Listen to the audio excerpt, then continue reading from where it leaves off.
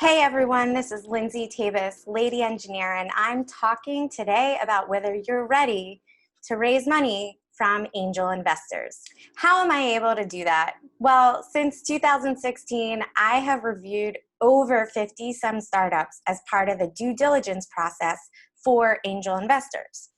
Before that, in 2012 and 2013, I headed up UX research at Gust, the online platform for angel investment groups like New York Angels, Robinhood Ventures here in Philadelphia, Boston Angels, and the Mid-Atlantic Angel Venture Fair. So 6 months ago, I published the Are You Investable quiz, which helps you determine whether you're ready to raise. So today, I'm going to break down the findings into the 6 areas I looked at in designing this quiz. So if you haven't taken the quiz and you want to do that first before talking about the results, here's the link right here, lindsayt.com, Are You Investable? Now, as I go through these different areas, I want you to keep something in mind. One of my investors and mentors said about evaluating investments. It's like evaluating a fine wine. There are a bunch of different parts and it's about balance across those parts. So let's start with the first area, that almighty thing, traction. As the amazing founder and chief get shit done officer, Alex Baltdorf, said on my LinkedIn post, the ones that are investable will hands down have traction. What can or does traction look like at an early stage? First and foremost, do you have a prototype demonstrating your product? It should be something in the market or a fully fleshed out design that you have tested with actual paying customers. 84% of the respondents on my quiz said they had that. Awesome. What's even better? Have a product already in the marketplace, be actively delivering something to your target customer segment. Your product doesn't have to be 100% complete, but if you're actually serving clients and building the product along the way, that's A-okay. 72% of the respondents said that they have that. But let's do even one step better. 63% said they can show several months of traction. Now, once in a while, I see this as a due diligence reviewer, but 35% of respondents have such high customer demand that the team can't meet the incoming needs.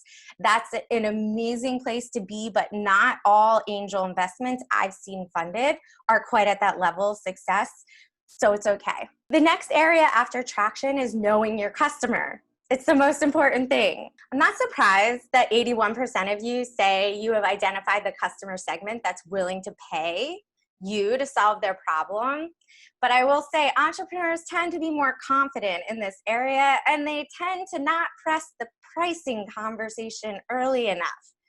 Given what I have seen under the pressure test of due diligence, I would say a bunch of that 81% actually don't know the specific customer segment. If you really know this target customer segment, you'll have customers that are co-designing your prototypes and early product with you. For more on that, I want you to click on this video to watch me explain what the early evangelist is, or check out this playlist on market and customer research. So what's next? Revenue. Show me the money. If you want something that scales, you will have recurring revenue built into your business. And 79% of the respondents say that that's the case. As Kate Carney, lawyer and strategic advisor for startups, also said in one of my recent posts, recurring revenue and revenue growth are key indicators for investors. She's absolutely correct. But just 27% of you said you're already collecting money from that recurring revenue stream.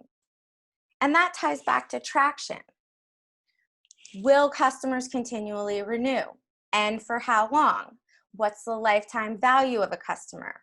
While your numbers may be rough or pure guesses, investors are going to want to know that you've thought about your targets. 45% of respondents are seeing some revenue.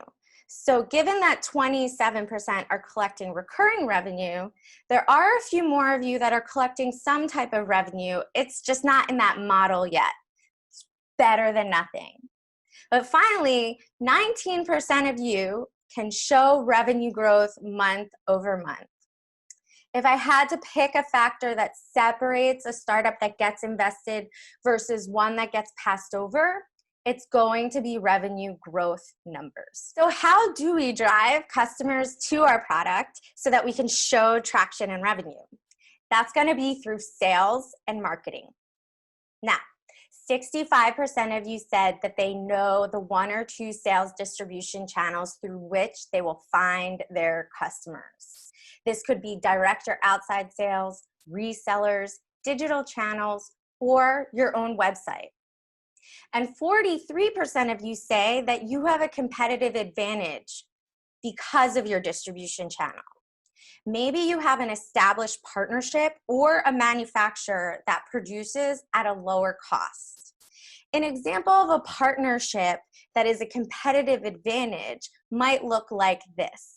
Social Ladder helps large events and festivals engage attendees by creating an affiliate ambassador program.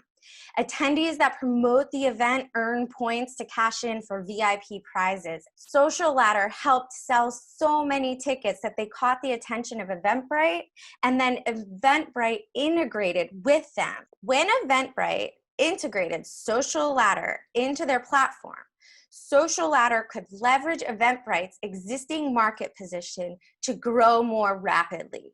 One of the things I see as a due diligence reviewer all of the time that is a huge negative for a startup is them saying that they hope or guess at what marketing will work. They have their whole product built out, but they don't have any idea how to continually get new customers and grow the customer base.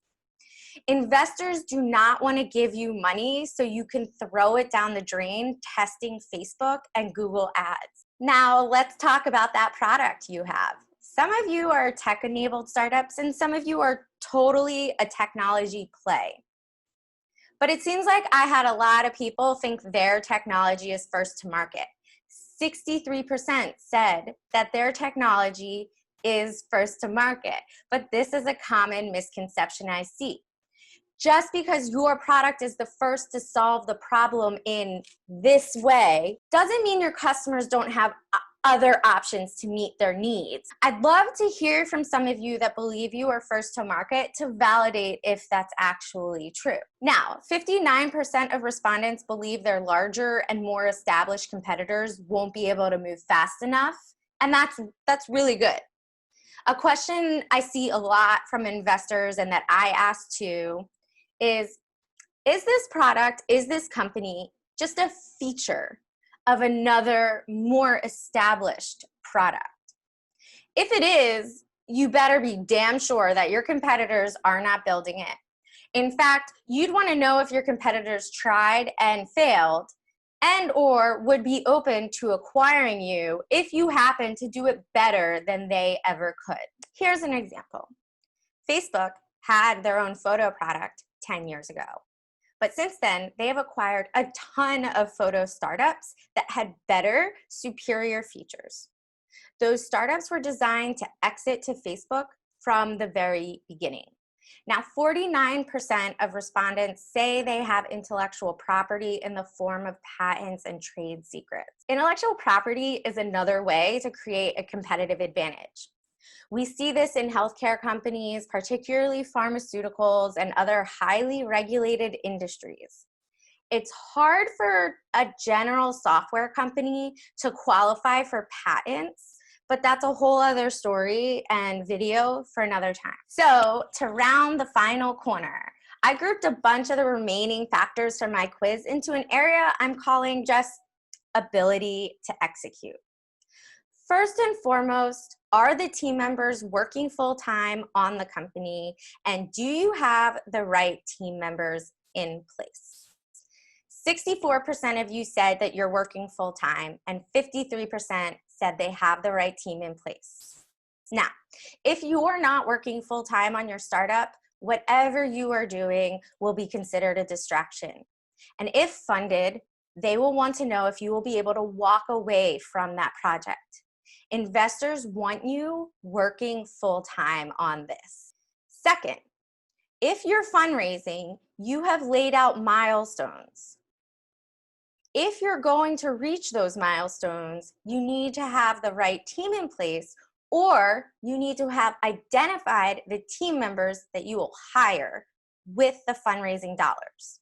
I don't want to give you money to increase product development capacity if you haven't yet identified those team members. That means you're burning through my money during the hiring process instead of actually building the product.